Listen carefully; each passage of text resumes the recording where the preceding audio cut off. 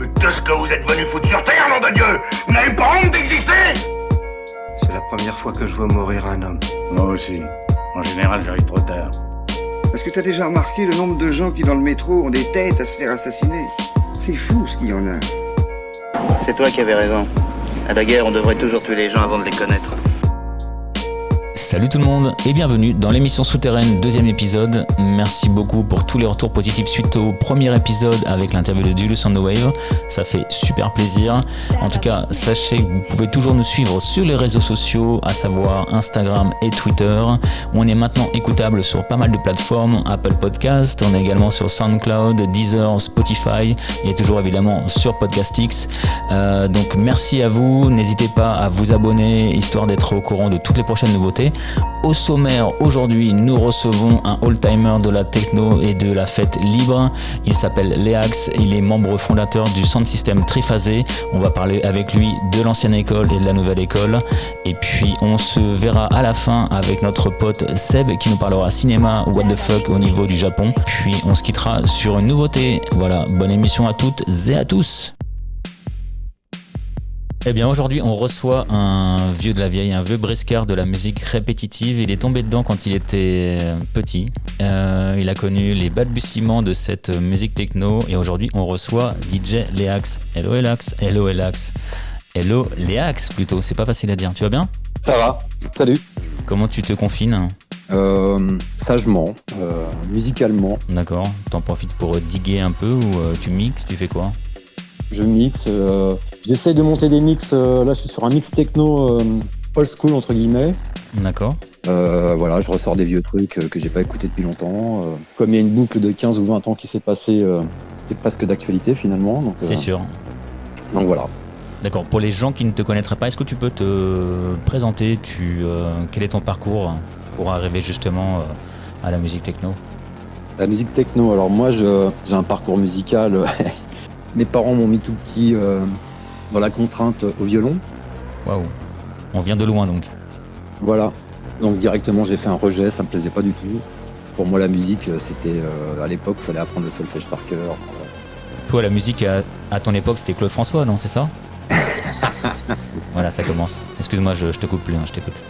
Donc voilà, donc j'ai fait un rejet de la musique assez rapidement et puis à 12 ans, je sais que mon voisin est venu, il m'a déposé une pile de disques qu'il voulait plus écouter et voilà, moi, mes portes se sont ouvertes, c'était du punk et du punk. Dead Kennedys, Exploited. D'accord, bon début quoi, bonne base. Voilà, un peu plus tard je me suis mis à la batterie. Ouais. Comme je savais faire punchak, des rythmes de base, ça s'est su. J'ai connecté avec des bassistes, des guitaristes, et puis assez vite j'ai monté avec d'autres gens des groupes d'école, quoi. Mm-hmm. Et puis après, voilà, donc comme il n'y avait pas beaucoup de batteurs, je jouais dans plusieurs formations, donc, des trucs pop, des trucs punk, des trucs reggae, des trucs un peu psychédéliques. Ouais. Et puis de groupes d'école, c'est devenu un peu plus sérieux. On a commencé à faire des dates, enregistrer des maquettes. Ça a abouti par des 45 tours. Mm-hmm. Voilà, donc j'avais une activité vers 17, 18, 19 ans. J'étais beaucoup en studio, avec pas mal de groupes. Et puis un soir, un pote est venu me voir en studio à Ronano, à Clignancourt à l'époque. Il m'a dit viens, je vais tomber dans un truc ce soir, t'as jamais vu ça quoi. On est en quelle année à peu près ? 92 je pense. Ouais. Et puis voilà, on a atterri dans une rêve et voilà, ça a été la conséquence. Tu te rappelles un peu quelle était l'affiche de cette rave ? Pas du tout, je sais que c'était éclectique. Je pense que c'était une soirée fantôme. Ouais. J'ai pas tout compris, je t'avoue en plus que je suis arrivé dans un état assez psyché. Mm-hmm. Mais voilà, il y avait des rythmes assez lents, des rythmes assez rapides. Donc il y avait de la house, il y avait des balbutiements du hardcore, de la trance. Après ça, du coup, tu as eu comme une révélation, tu me le disais, tu t'es mis un peu à fréquenter ou à chercher des plans pour d'autres raves ?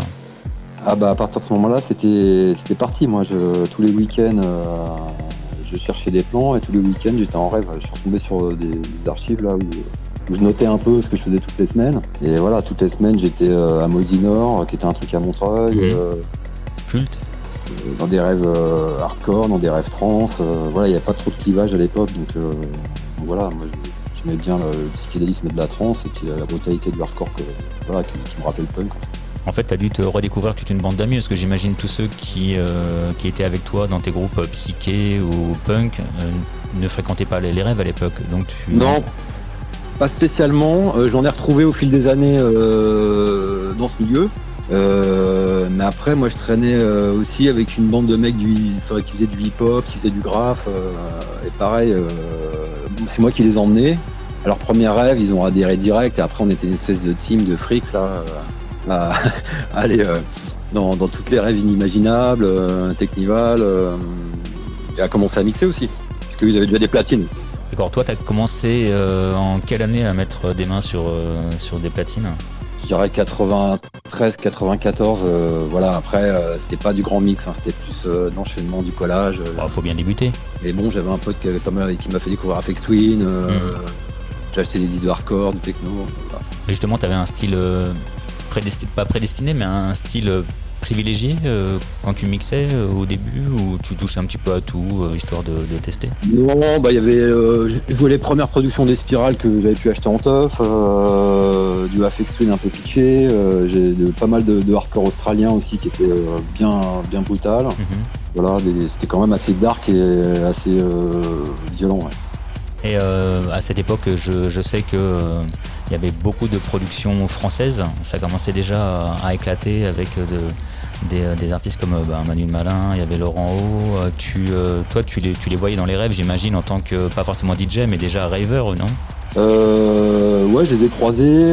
Après, très tôt aussi, Manu Malin, il y avait un organisateur qui faisait des soirées avec Lisanne Elias, où il invitait aussi souvent Manu Malin. Voilà. Après, c'est peut-être des gens aussi que j'ai croisés dans le milieu rock. Laurent Haut, ouais, je l'ai croisé aussi à Pigalle dans des afters. Enfin voilà, c'était.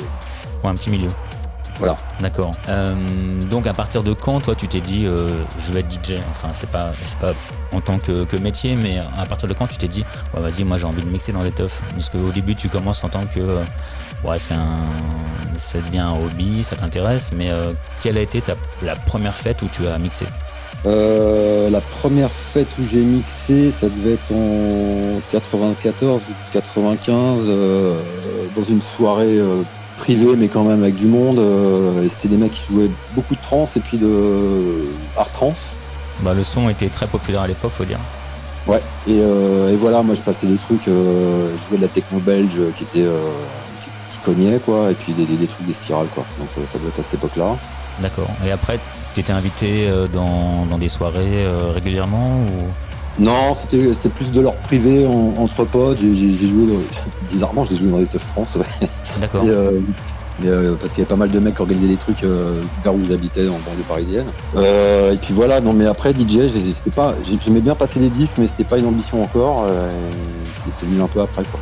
On peut peut-être faire le lien là avec le sound system que tu as décidé de créer suite à cette passion pour la musique techno.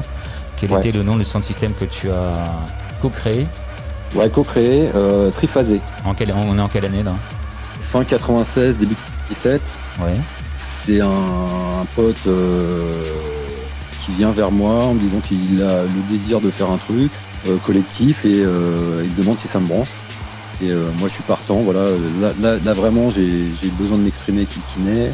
J'ai besoin, c'est une époque aussi charnière pour moi où en fait je veux passer de l'autre côté pour plusieurs raisons, mais voilà, j'étais rêveur, tougher, et là je veux être acteur. D'accord. Et en fait, on se retrouve à une première réunion de 6 mecs qui connaissent chacun connaît un mec, mais tout le monde ne se connaît pas. D'accord. Donc c'est présentation, et puis voilà, on décide de faire une association de teufeurs, quoi. Quelles ont été pas vos influences, mais les sound systems qui vous ont fait dire mais s'ils peuvent le faire, pourquoi pas nous ? Furious, Technocrate, Psychiatrique, et évidemment grosse influence, tout le monde était un peu, voilà, les Anglais aussi, donc Spiral Tribe, quoi. En fait c'est vraiment toute la première vague de free techno en fait. Ouais, tout à fait. Donc on est en 96, début 97, vous formez Triphasé. Ouais. Est-ce que tu te rappelles de la première teuf que vous avez organisée ? La première teuf, la première officielle, en fait, on a fait une fête de la musique avec les Furious. Ça commence bien déjà. Ouais, c'est super sympa, dans une carrière vers Dreux. On était accompagné d'un autre son système qui s'appelait Defcon, avec qui on a fait pas mal de soirées après. Et voilà, c'était la consécration et on était contents, fiers, à côté des aînés qui nous faisaient briller les yeux, quoi.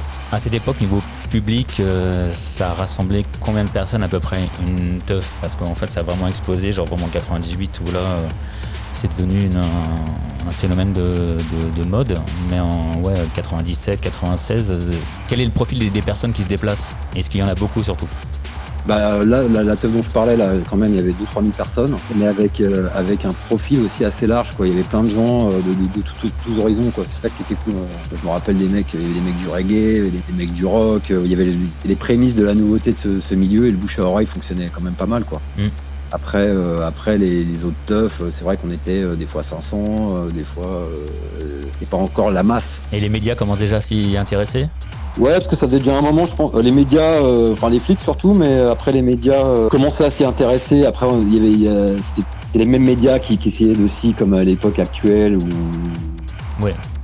Globe ou des trucs comme ça, qui essayaient de faire des articles comme ils avaient déjà fait sur la rave ou la Seed House avant, quoi. Mais ça reste quand même encore 97, on est juste avant l'explosion, comme tu disais, de 98, quoi, où là. Et la vulgarisation est arrivée, quoi. Et justement, vous avez vu votre public changer à partir de 98 ou hormis évidemment que les foules se déplaçaient en masse, est-ce que vous avez vu une normalisation de la techno, c'est-à-dire tout le monde habillé pareil? Je me rappelle du Technival de Melun, où c'est vrai qu'on commençait à avoir cet effet, comme on a appelé petit pois entre guillemets, camouflage, kaki, ça commençait à manquer de couleur, ouais. Pourtant, Melun, c'était pas non plus le plus gros Technival qui ait pu avoir lieu, c'était encore un peu underground à ce moment-là. Ouais. Mais bon, il y avait beaucoup plus de monde que Vitry-François en 96, qui était encore intimiste, ou Fontainebleau 95 et 94, quoi. Toi, tu les as tous fait depuis le début? J'ai pas fait Beauvais, j'étais parti pour y aller, et puis bon, bref. D'accord. Ça s'est arrêté avant parce qu'on était fatigué. On va dire ça. 94, 95 j'ai fait, Vitry-François aussi. Il y a que Courcelles que j'ai pas fait. D'accord. 97. Et vous concernant, à partir de quand vous mettez à faire des teufs toutes les semaines? Est-ce que ça vous est arrivé d'ailleurs d'enchaîner vraiment, que ce soit un peu l'usine chez vous, toujours de façon festive, hein, mais vraiment d'enchaîner les teufs tous les week-ends? Vous l'avez fait ou pas, ça, en tant qu'organisateur? Peut-être pas toutes les semaines, après si, ça nous est arrivé une fois ou deux de faire des collabs, après faire une teuf à nous, après faire une collaboration la semaine d'après, mais bon, ça demande aussi du travail en amont. Après, on pouvait poser des trucs plus intimistes, faire des soirées un peu plus intimistes, mais bon, après, on en faisait une toutes les 3 semaines ou tous les mois, peut-être, ouais. Et est-ce que ça vous a rapproché? Parce que tu me dis qu'au début, vous ne connaissiez pas tous les uns les autres. Ça vous a rapproché de créer ce sound system et de tourner très régulièrement ensemble, d'organiser? Et vous êtes obligé d'être limite H24, faut faire les flyers, faut les distribuer, quand tu prépares une teuf, faut monter, démonter. Faut faire la donation, ça demande vraiment beaucoup d'organisation. Du coup, ça vous a soudé tout ça? Ouais, ça nous a soudés. Au début, on se connaissait pas tous, donc il a fallu qu'on s'appréhende un petit peu, qu'après aussi chaque caractère prenne sa place, et comment dire, il y avait une espèce il n'y a pas de compétition, mais des fois ça pouvait être tendu, mais c'était super bénéfique en fait, parce que ça nous poussait à une action. D'accord. Une action en fait, ça donnait une énergie de vouloir faire. Après, évidemment, en plus on a traversé des bons moments, des super mauvais moments. On en reparlera plus tard, compte sur moi. Et quels sont les autres sound systems à être nés en même temps que vous? Parce que vous êtes la seconde vague. Quels sont les autres? Il y a quelques-uns, je me rappelle, il y avait Décalé, PH4. Qui étaient toujours collés ensemble d'ailleurs. Ouais, Hérétique posé un petit peu avant, dans 2, peut-être 1 an. Ouais, une émergence de pas mal de sound systems, ouais. Et desquels vous vous êtes senti proche? Trouble Fête, ouais. Trouble Fête, on a collé assez rapidement, on a fait pas mal de trucs ensemble. Defcon aussi, on a fait pas mal de soirées avec eux, des Technival. Ouais. On s'entendait bien, on était assez complémentaires, musicalement, techniquement et humainement. Après, c'était la pleine période où ça commençait aussi à avoir des sacrées rivalités entre les sound systems. Ah, vraiment de façon malsaine ou Pas malsaine, mais bon, on se tirait la bourre. Comme chaque son de système ressemblait à un autre par les éléments qu'il composait, des fois il y avait des frictions. Et puis moi je trouve qu'avec du recul c'était une bonne guerre et ça donnait une énergie justement. Mais uniquement entre centres système parisiens ou au contraire c'était un peu pareil contre le reste de la France? Il y avait entre parisiens des fois, je sais que par exemple avec Décalé, des fois on avait des problèmes de communication alors que c'est des potes aujourd'hui, mais et après le clivage nord-sud évidemment quoi. Il y avait ce côté, il y avait une démarcation on va dire. C'est marrant quand assez même. Bête, hein. C'est parce que c'est complètement débile, et surtout que la techno, tu vois, c'est censé un peu mettre tout le monde ensemble de tous les milieux, tous horizons, et tu arrives à recréer ce qui se passe dans la société, c'est-à-dire une distance entre le nord et le sud. C'est un peu con d'en arriver là en fait. Bah ouais, mais bon écoute, c'était pas non plus acté, c'était pas non plus Hooligan à se taper dessus à tous les technivals. C'est arrivé, mais c'est pas tous les technivals. Heureusement.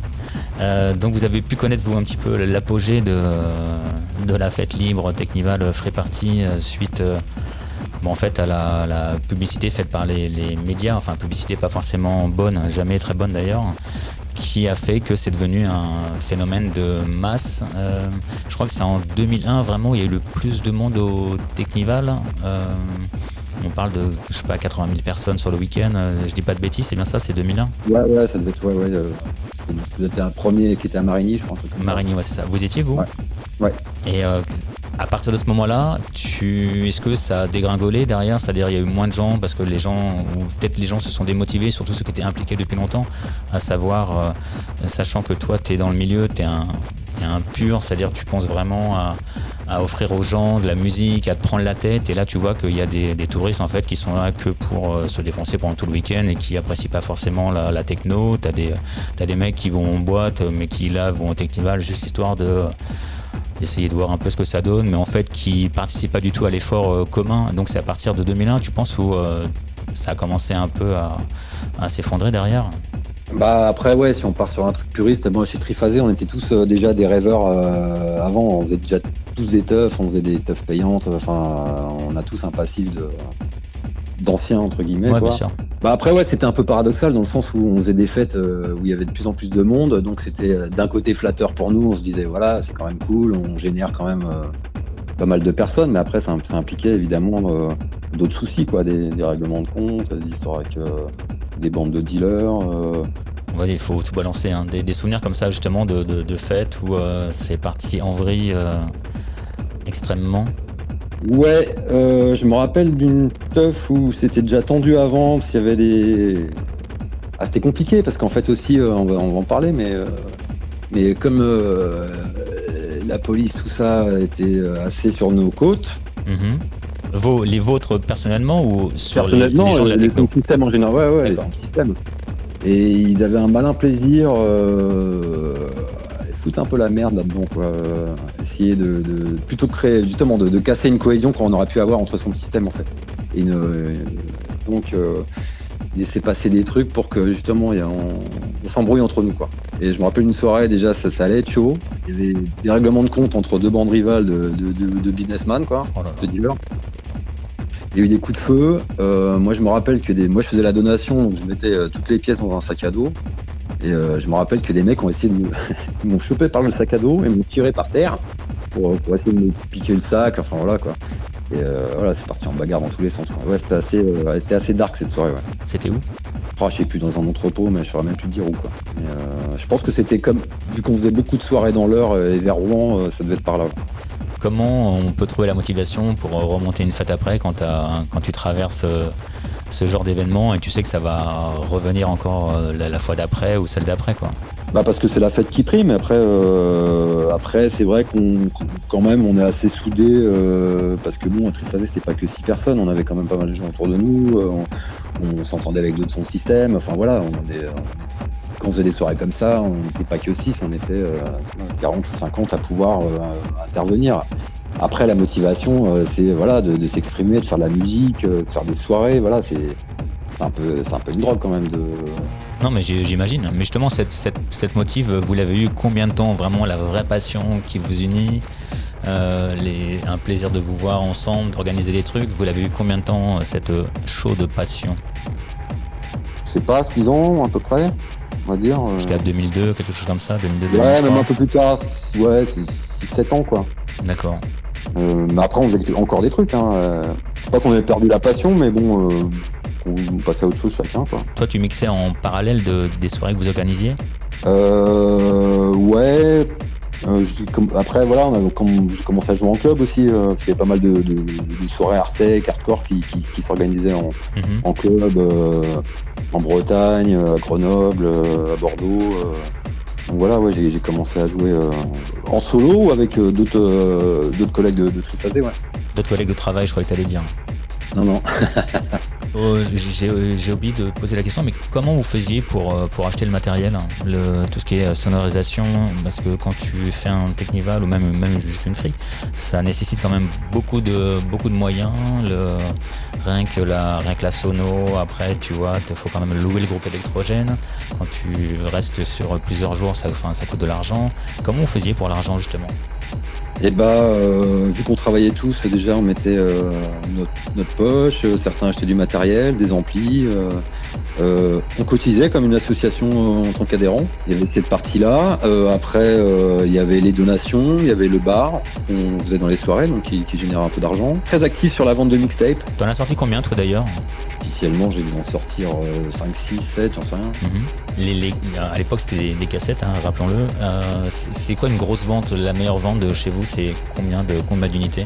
Je sais pas, on faisait ça chez un mec qui s'appelait Arpel à Paris. Je me rappelle plus combien on tirait des fois par 300 ou par 500, mais bon, il y a certaines éditions qu'on a dû vendre à 2000, un peu plus, quoi. Par mix, parce qu'on était chacun à faire des cassettes, quoi. Oui, en plus, ouais, bien sûr. Ouais, donc il y en a qu'on a retiré 2, 3, 4 fois même. On retournait chez le presseur, ils nous en faisaient parce qu'on n'en avait plus, quoi. Il y avait du merch aussi, j'imagine. Ouais, donc on faisait des t-shirts, des sweatshirts. Ça a pas mal contribué ça aussi à l'achat de matériel et à se faire connaître aussi. Et est-ce qu'un jour, à l'une de vos fêtes que vous organisiez, je sais pas, la police vous a contrôlé et a demandé si vous aviez des reçus pour tout ce que vous vendiez, ou histoire un peu de vous casser? Est-ce que vous avez des problèmes avec les impôts ou autre? C'est bon, les 3 ans sont passés. Non, alors c'est vrai que les flics, quand ils intervenaient dans les soirées, c'était déjà plus, ils voulaient plus qu'on dégage qu'autre chose. Après, moi, ça m'est déjà arrivé parce qu'en fait, je faisais des stands dans des soirées. Ça m'est déjà arrivé de me faire coincer par les douanes en Vendée. Voilà, j'avais des faux papiers. C'était un peu compliqué en Suisse aussi, mais ils étaient pas trop regardants, mais je pense qu'ils savaient bien. Voilà. Mais après aussi, je pense que leur boulot aux flics, c'était de regarder qui vend de la drogue en masse et qui vend des cassettes. Je pense qu'ils foutaient la paix à ceux qui vendaient des cassettes. D'accord, ok. Une supposition. Je pense que effectivement de mettre les impôts ou autres sur le dos des centres systèmes, c'était un moyen de les freiner aussi, tu vois, commerce parallèle, enfin je sais pas. Ouais, il y a travail. Ouais, voilà, travail légal, exactement. Ouais. Donc on est en 2002-2003, là, vous commencez un petit peu à faire les choses de votre côté. Toi, tu commences à tourner en France, mais je crois que tu as visité un pays lointain, si je ne m'abuse. Ouais, on a eu un plan par une copine qui vivait au Venezuela et qui nous a proposé de venir jouer là-bas. T'es parti avec qui? Je suis parti avec Kranos, Guillaume. Ouais. À savoir que d'autres étaient partis avant, Trouble Fête, Hérétique. D'accord, toujours par la même personne qui se trouvait là-bas. Ouais, par la même personne et nous on était à la dernière fournée et tous les autres nous ont dit non, faut pas y aller, vous allez voir, c'est chaud et tout. Bon. Et avec Guillaume on s'est dit ouais, banco, on y va. Et donc voilà, on est parti pour le Venezuela. Et les conditions là-bas, c'est pour tourner dans les clubs ou dans des teufs? En fait, on a co-organisé avec cette nana une rêve à Caracas, dans une hacienda. Ok. Donc on participait au truc. Moi je me rappelle m'être baladé avec des sacs à dos de thunes, parce que la monnaie là-bas, pour avoir une quantité d'argent, ça représente beaucoup de billets. D'accord. Donc je me rappelle me trimballer toute la soirée avec des sacs à dos plein de thunes et aller donner à qui de droit, ici et là, la police. Ah ouais. C'est quoi l'ambiance là-bas? C'est autorisé, c'est fête ou c'est très tendu? Il y a des bakchis justement à la police? C'était bakchiche, c'est assez tendu parce que c'est une autre culture, ils n'ont pas la même notion de la vie de la mort que nous. Tout le monde est quand même bien ambiancé à certains produits qui les rendent un peu speed. D'accord. On parlait pas espagnol, on jouait avec des gros DJ internationaux, c'est une belle soirée, donc il y avait et puis des DJ locaux aussi. Voilà, c'était une super expérience, assez flippante mais en même temps excitante quoi. Et t'es resté combien de temps là-bas? Alors c'était un peu plus de 2 semaines, ouais. Et donc tu confirmes que effectivement les autres avaient bien fait de te prévenir en te disant faut pas y aller, au contraire vous êtes... C'était une sacrée aventure parce qu'à cette époque-là, cette nana, bref, il y a eu des problèmes de trésorerie, il a fallu qu'on s'explique avec les locaux, on n'était pas de là-bas. Tout ça sans parler espagnol, je le rappelle. Voilà, il a fallu qu'on se débrouille et je t'avoue qu'on est resté quelques jours dans l'appartement. On n'était pas très rassurés parce qu'on savait pas ce qu'il allait nous advenir de nous, dans le sens où, elle devait des thunes et les mecs les voulaient quoi. On a réussi à faire d'autres dates derrière et puis on a réussi à revenir sain et sauf de là-bas quoi. Écoute, c'est ce qui compte. Ouais. Donc ensuite les triphasés donc commencent un peu à soulever le pied. Toi tu commences à faire des trucs à droite à gauche. À partir de quand tu intègres le collectif 3672? Ça s'est fait. Celui qui a créé ça en fait c'est quelqu'un que je connais depuis 20 ans.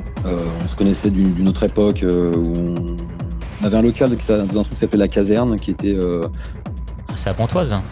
Ouais, à Pontoise, c'était un projet des gens qui ont fait l'hôpital éphémère, le pont éphémère, tout ça. Donc on a un local là-bas, je le connais de cette époque-là. Et puis lui voulait remonter un truc, donc ça remonte à quoi, 2012, 2013. Ouais.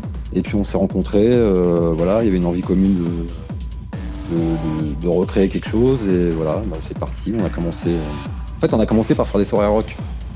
Ah ouais, d'accord. On jouait du garage, du psyché, et puis après on s'est remis à faire de l'électronique. Enfin, les choses sérieuses quoi quand même. Le savoir-faire premier quoi. Et parmi le line-up de cette orga, c'est uniquement des vieux brescards comme toi? Ouais, essentiellement en fait, ça joue beaucoup sur le côté old school et sur les anciens quoi. Donc parmi ces personnes, quels sont les sound systems dont ils font partie? Ou faisaient partie du moins?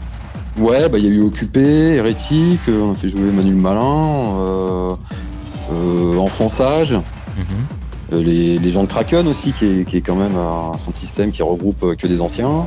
Et donc Kraken, c'est un peu vos collègues de sound system, c'est l'association qui vous ressemble et qui comprend plein de old-timers, c'est bien ça?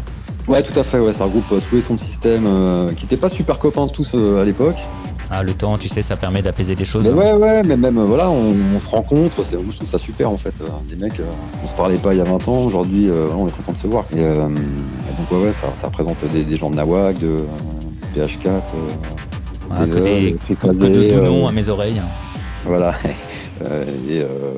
Décalé quoi. Donc toi tu refais des soirées via 3672. D'ailleurs c'est pas 3672 mais 3672 Techno pour être précis. Je sais qu'il y avait une date à Bordeaux qui malheureusement a été annulée suite au confinement.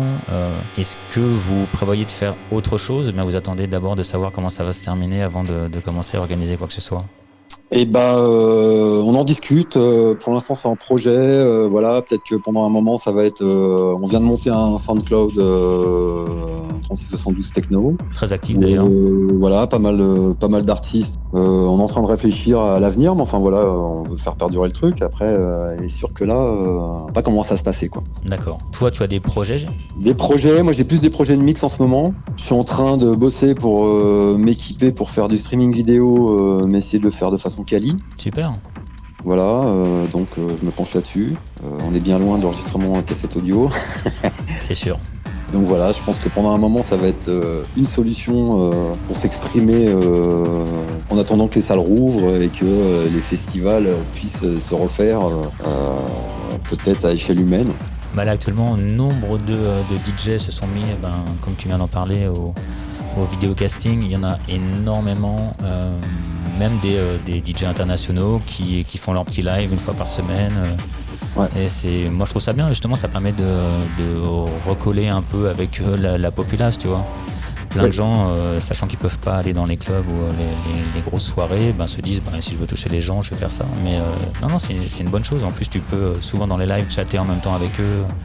Ça redonne un petit peu un côté humain à ces DJ qui n'étaient plus trop en fait. Voilà, ouais, ça remet tout le monde à la même place en fait. Après, c'est juste une histoire de moyens. C'est vrai qu'il y en a quelques-uns quand même qui ont du sacré matériel pour faire du streaming, mais c'est sûr. Ils peuvent pas aller jouer dans leur gros festival et pas être en contact. Que tu habites à Clermont-Ferrand et que tu fasses un streaming, t'es au même niveau que d'autres qui font un streaming de chez eux aussi, quoi. Je trouve ça bien. Et dis-moi, on peut te retrouver où ? C'est-à-dire, tu as un SoundCloud ? Alors, j'ai un SoundCloud Lix Triphasé, j'ai un Mixcloud Lix Triphasé, j'ai un Facebook Lix Triphasé, j'ai un Instagram Lix Triphasé aussi. Très bien. Écoute, merci beaucoup.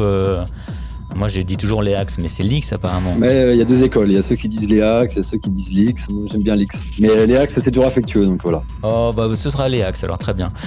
Donc, écoute, merci beaucoup. Ça m'a fait très plaisir de te parler, même si évidemment, on se connaît depuis quand même quelques nombreuses années. C'est toujours intéressant d'entendre ce que tu peux raconter, ce qu'on peut dire que tu as vraiment un vécu dans ce milieu qui est très fort. Donc, merci beaucoup. Et puis, j'espère qu'on se reverra bientôt en tout cas. Bah ouais, merci à toi, franchement ça m'a fait un grand plaisir. Bon, grand plaisir également pour moi, je te dis à très bientôt. Ciao Léax. Ok, à bientôt, ciao. C'est la rubrique de l'original et de la reprise. T'as capté mon gars ?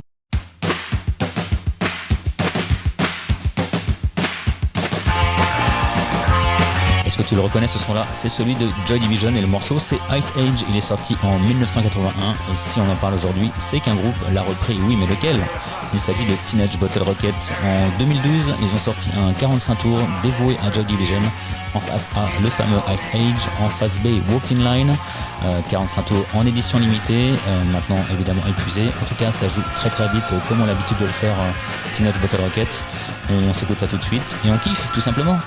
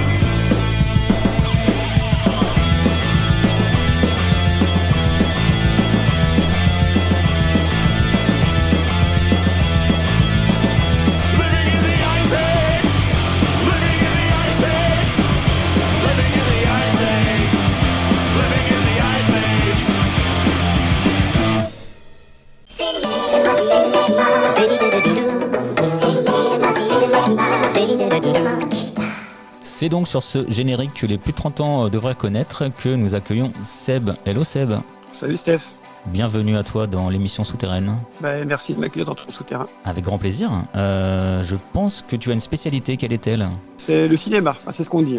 Écoute, si tu peux nous le prouver maintenant, tu vas nous parler d'un film culte déjanté. D'où vient-il et quel est-il ?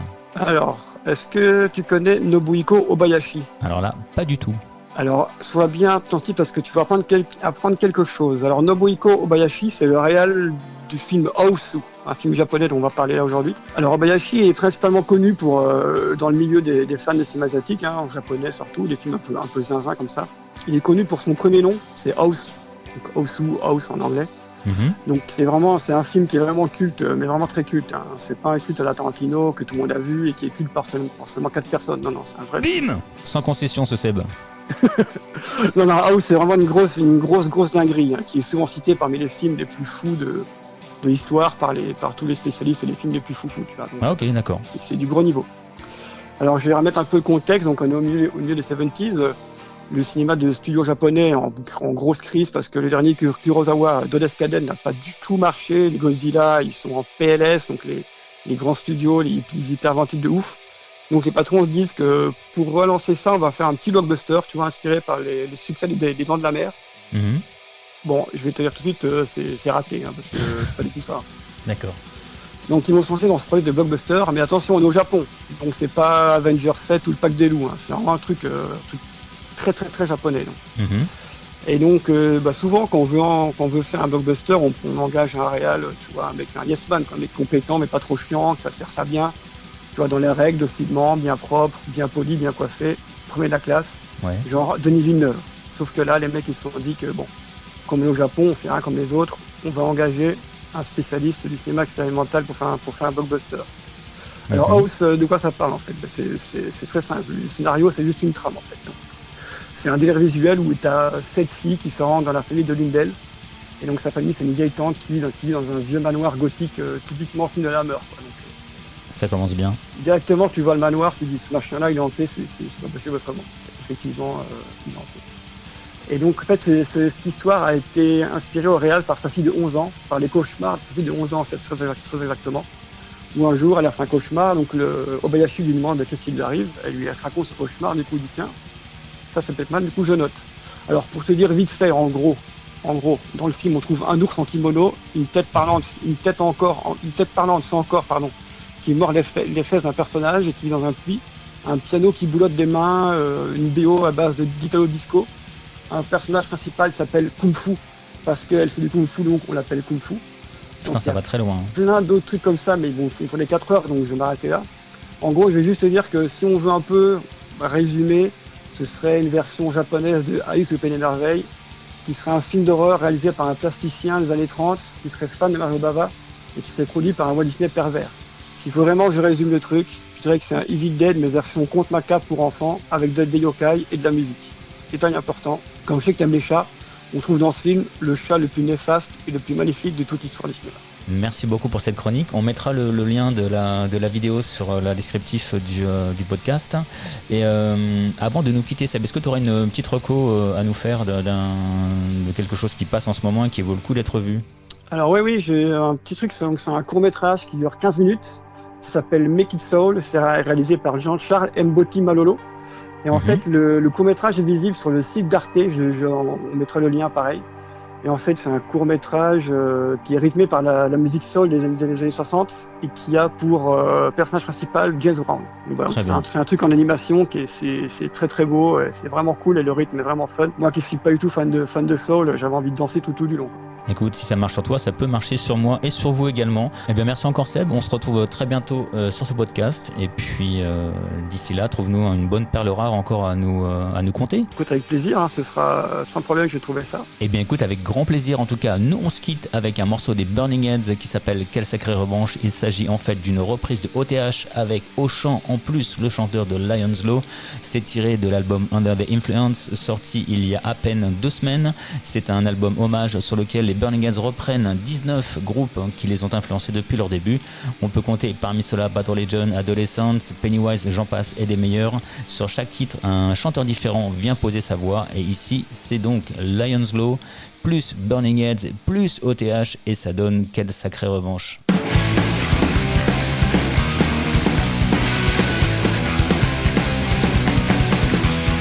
Je m'adresse aujourd'hui à tous mes pyromanes, tous ceux qui les pressent et excitent.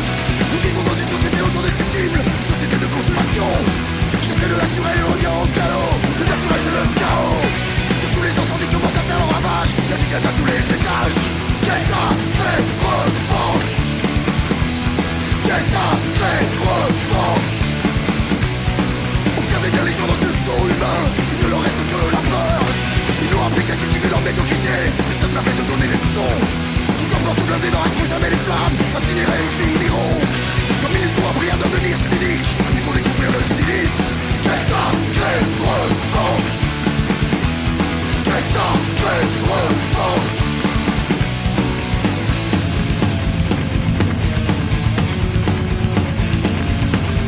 Y'a du gaz à tous les étages d'un ballon.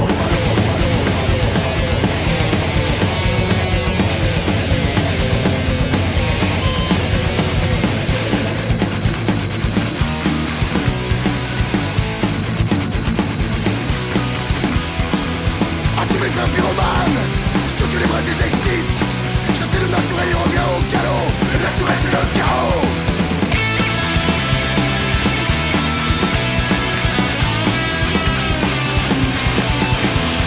Quelle sacrée revanche. Quelle sacrée revanche. Quelle sacrée revanche. Quelle sacrée revanche.